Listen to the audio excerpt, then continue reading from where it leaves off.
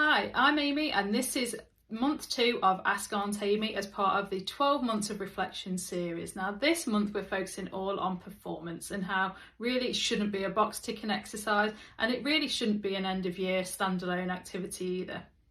We have had somebody write in this month to ask about this, particularly how a standalone end of year activity can demotivate and really staff only engage with it on their view because there can sometimes be financial incentive attached to it. Let's unpick this. So first of all, your annual appraisal should not just be a standalone activity, but should be the culmination of a year's worth of activity in stepping stones. So really, as a response to this contributor for this month, if your appraisal process is a standalone activity, a once a year gig, please don't scrap the whole model. Let's just make a few tweaks.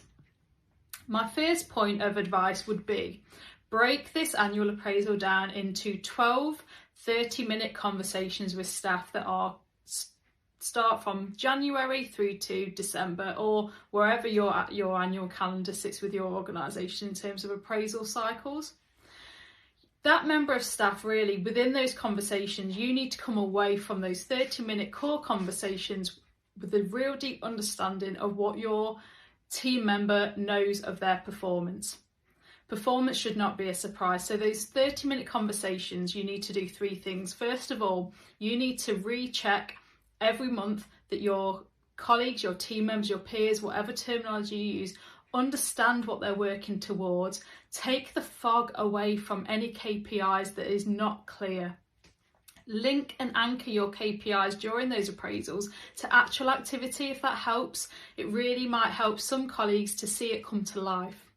So we've taken away the fog, we've checked the level of clarity. What we're also now doing is we need to seek the understanding of our team members and our colleagues. They are the specialists doing those roles.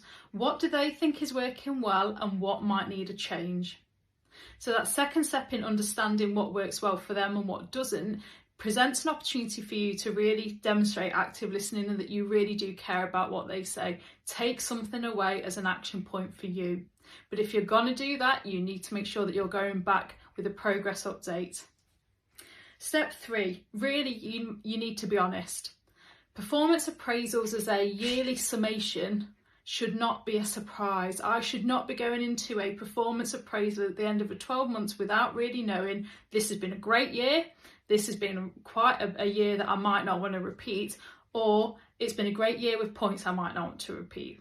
People should not be afraid of meeting their peers, their managers, team leaders, supervisors for these performance appraisals. So please, if you're going to take anything from these videos, take these 3 tips.